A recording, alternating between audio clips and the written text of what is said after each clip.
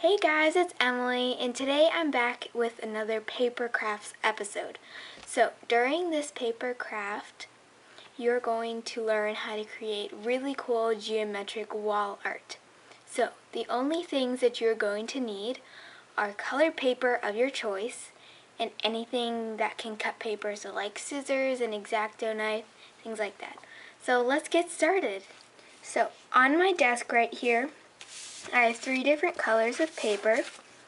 I have, of course, pink, blue, and yellow. So, to start off with the yellow, I have 4 different pieces of paper that are equally sized for each color. So in all, you're going to need 12 pieces of paper. We're going to learn how to make these, which are little pieces of modular origami. It's a Shinobi unit. So first off, let's learn how to make these. So on a piece of paper, you're going to fold it in half, like so. And then you're going to fold it in half again. So you're going to fold the halves into half.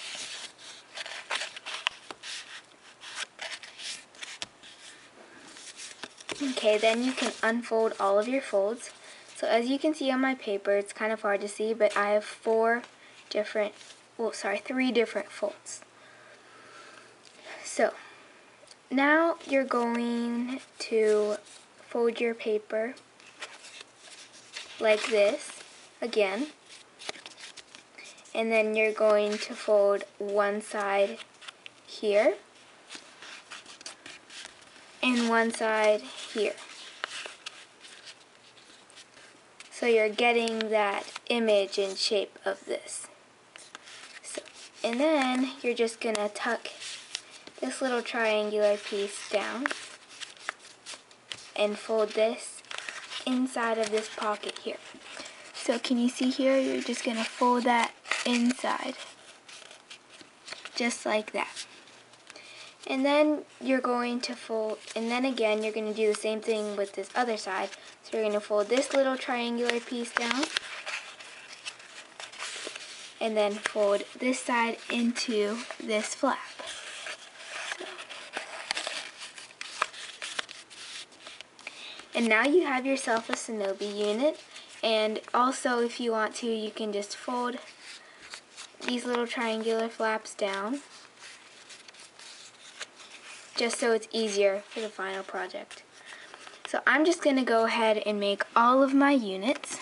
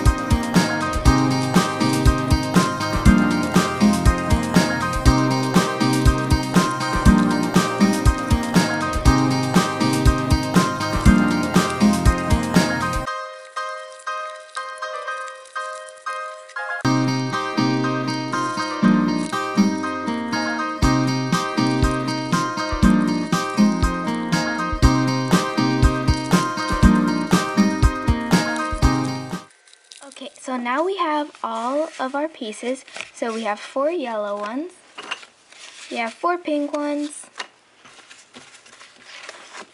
and we have 4 blue ones.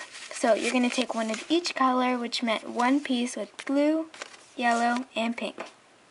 So you're going to set aside one of them, and as you see that you can fit this little triangular spot into this pink flap, so you're going to do that like this. And then so you're just gonna crease like diagonally, just like that a little bit. And then you're going to fold this in. So you're kind of creating a triangular shape, just like this. And so, see how you can tuck this pink piece into this little flap here? You're going to do that. So now you have this little diamond-shaped thing, and so you are going to add in the final piece, which is this yellow one, like this.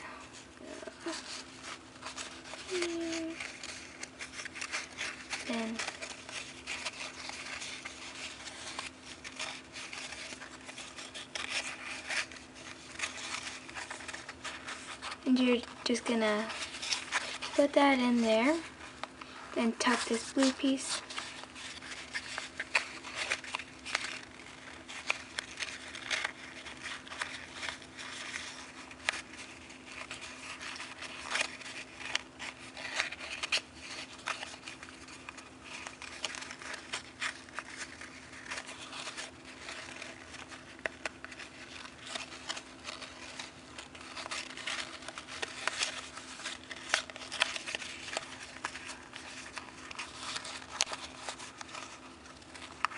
Tuck this yellow piece in, and tuck this last yellow piece in.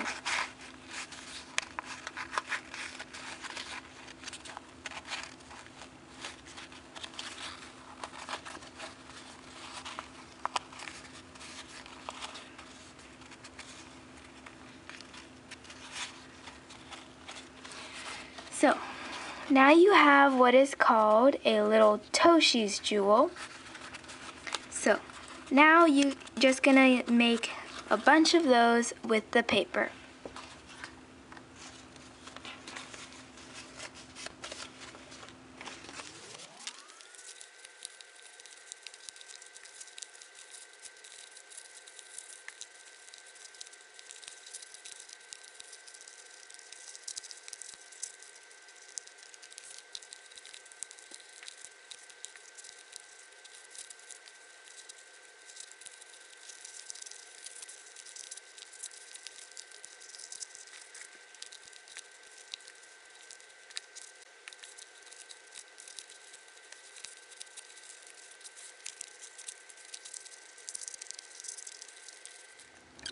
Okay, so now we have all 4 of our little Toshi jewels. So now I'm gonna grab some string. So I have some string here that's really thin and stuff like that. So I'll just grab some scissors so I can cut it, and then we can hang these on string.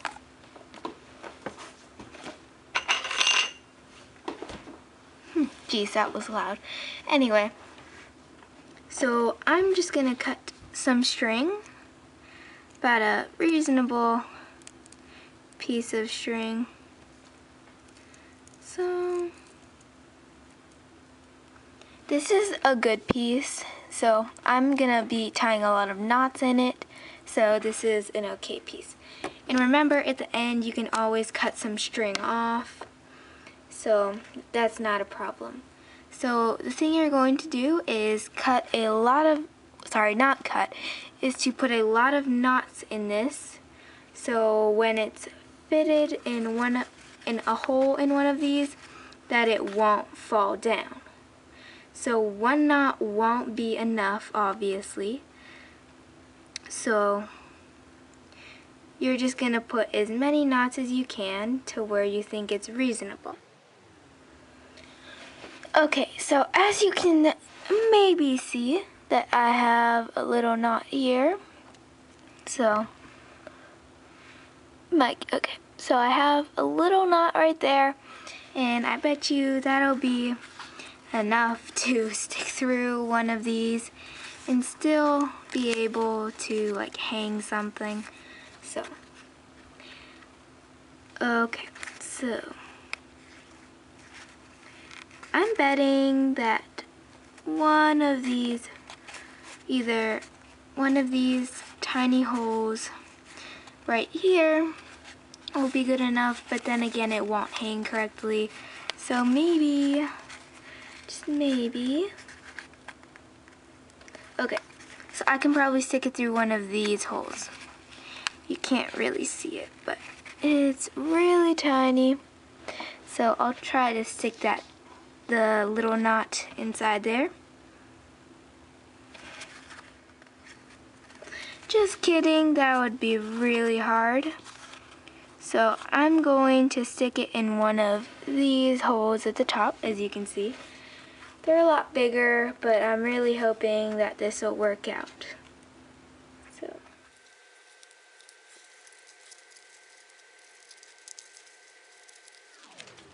I'm really trying to get that knot under there so it stays put. Okay. So now I can hang this and it won't come undone, hopefully. So now I'm just going to grab something to hang it on. I bought these little command hanger things, command strip hangers, and I'll pull one out so you can see it. They look like this. They're clear and they're actually really good for hanging things up because they're so small and it looks like the thing that you're hanging isn't hanging on anything. So that's good. So I'm just gonna tie this in a knot on there.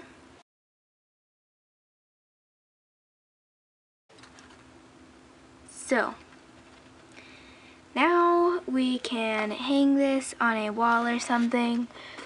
So I'll show you a picture or a slideshow at the end of this video of me hanging this up. So I'm just gonna create knots and string for the other ones. So yeah.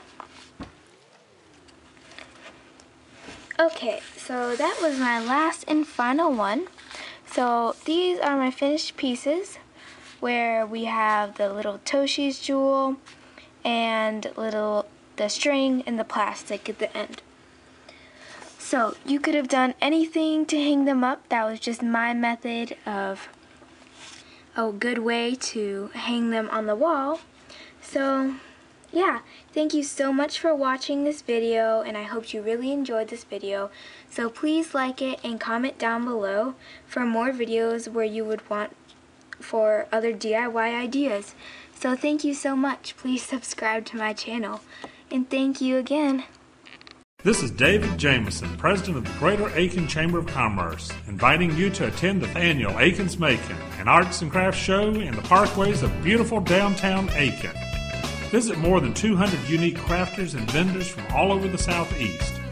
For more information, call the Aiken Chamber at 803-641-1111 or find us at aikenchamber.net.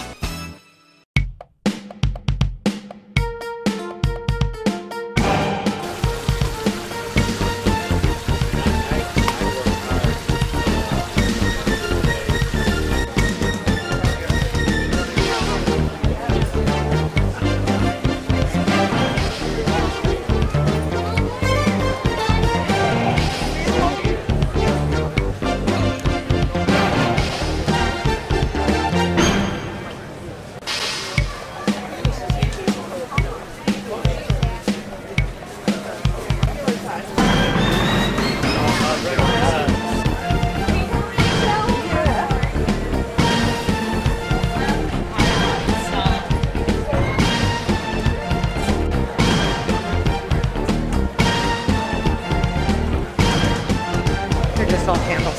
Say this one, Donnie. It's already designed. Of course, y'all just lot. Yeah, so it's already. Yeah, it's not that we're gonna line it. I know.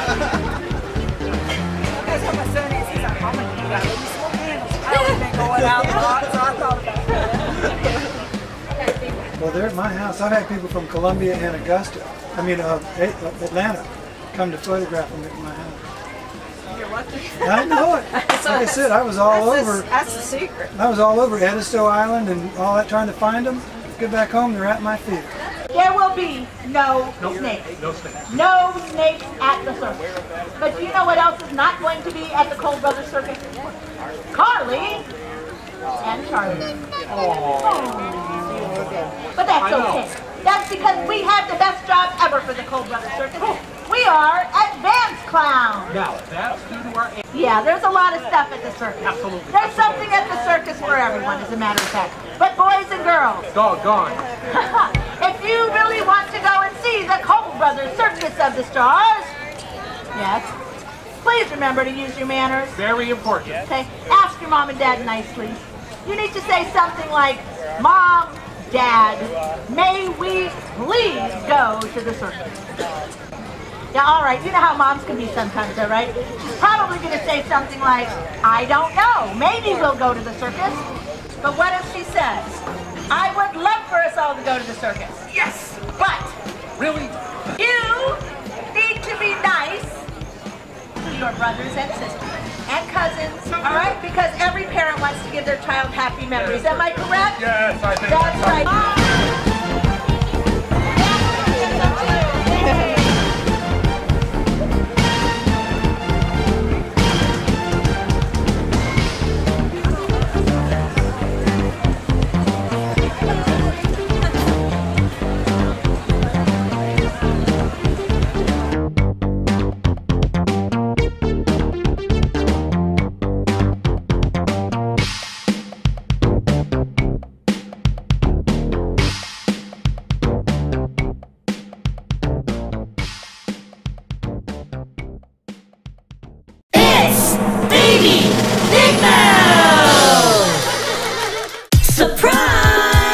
It's a Baby Big Mouth Surprise Egg Learn-A-Word.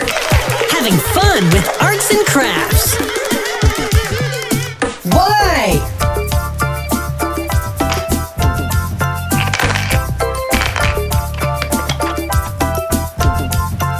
A.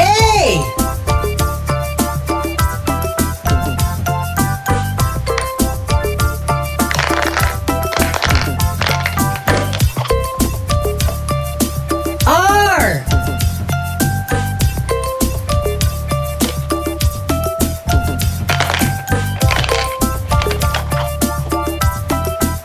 N. And what's that spell? Yarn. Y. A. R. N. Yarn. Now for a spelling surprise.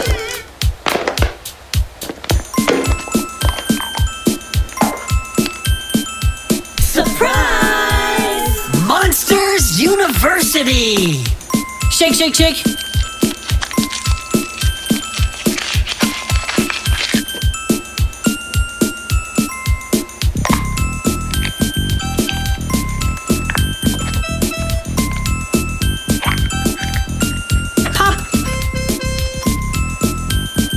Always a monster surprise with Disney Pixar Monsters University. Welcome, Scott Squibbles! And now, a spelling celebration.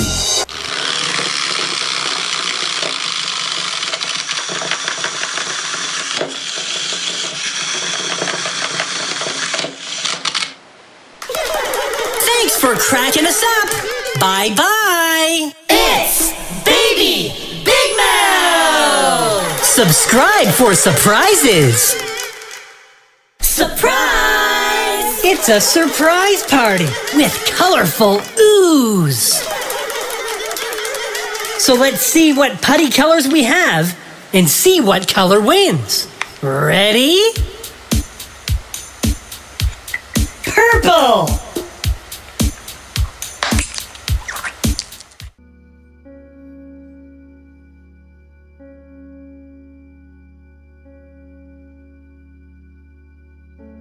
The course is called Creative Nonfiction Graduate Workshop, and I think most of the time, this is my first time teaching it, but I think most of the time it is simply graduate students writing a variety of essays But I knew that I wanted to do this class a little bit differently. Even before I had started thinking about the course exhibit initiative, I knew that I wanted them to engage in a single subject. I knew I wanted them to think about a subject that was important to them, that mattered to them, something they were obsessed with. And then I wanted them to investigate it by writing a series of different kinds of essays in different kinds of forms.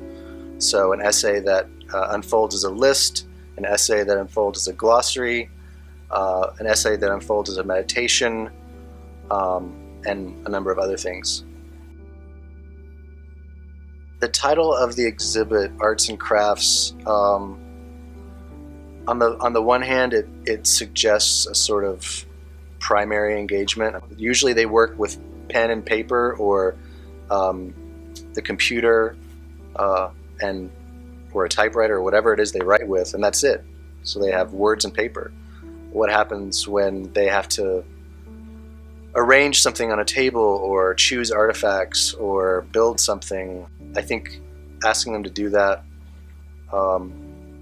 makes them think about what they're making in different ways and how narrative can be deployed and constructed, and in many of the cases here, how narrative is a shared experience. I mean, it's always a shared experience, but when Brian Matthews asked me to participate in the course exhibit initiative, the thing I was excited about was the fact that I had control and power over 12 really smart, interesting, and talented graduate students who didn't really have a choice whether they wanted to participate. If they wanted to take the class, they had to do it. And then I could force them to do things that they normally wouldn't do, which is like to work with physical artifacts.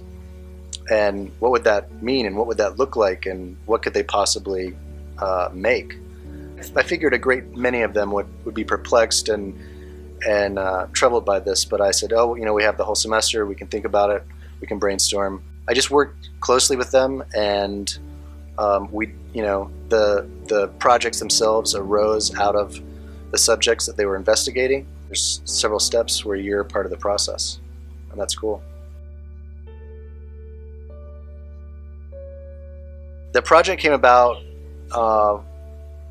when Brian Matthews, who lives across the street from me, and I were, according to him, in his memory, we were picking up branches in our yards. I don't really remember that part, but I do remember us being in our yards and him saying, hey, you need to use the 3D printer in your class. And I was like, that sounds crazy.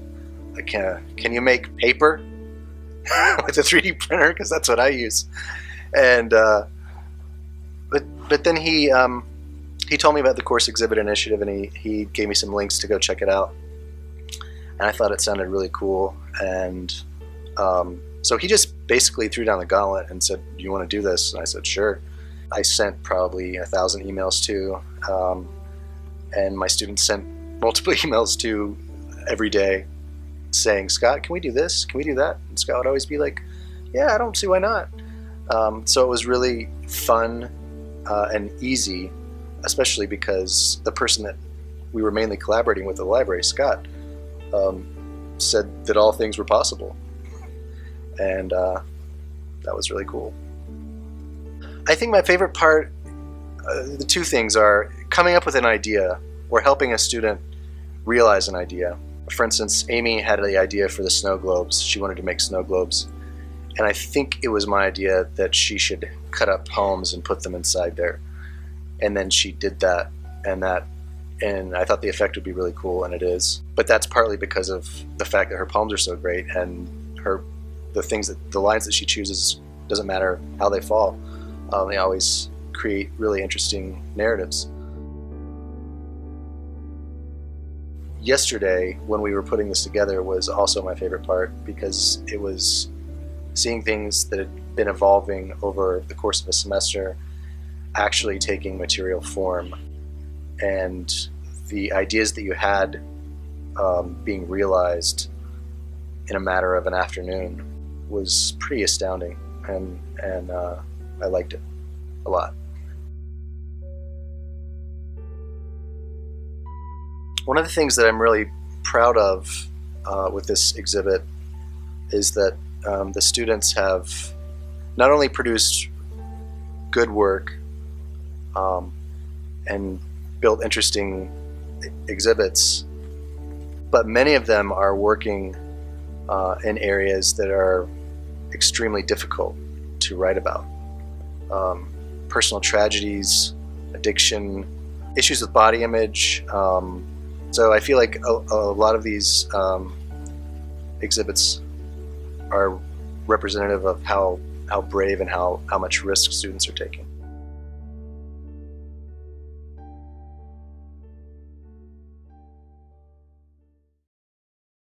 Shanti, shanti, shanti, shanti, shanti, shanti. Shanti, shanti, shanti, shanti, shanti. Shanti, shanti, shanti. Nachalat Binyamin, that place in Israel, you gotta come, all handmade. Every Tuesday and Friday we're here. Everybody's welcome. Love to see you.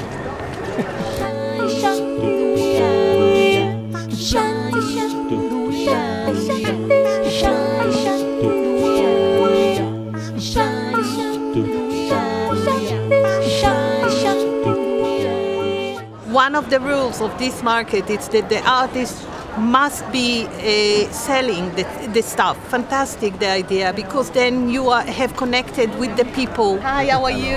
It's so great to see you. Look at it. You know, yesterday it was pouring down with rain, and today is absolutely lovely sunshine, happy people. I had a dream last night, I was standing on a cliff.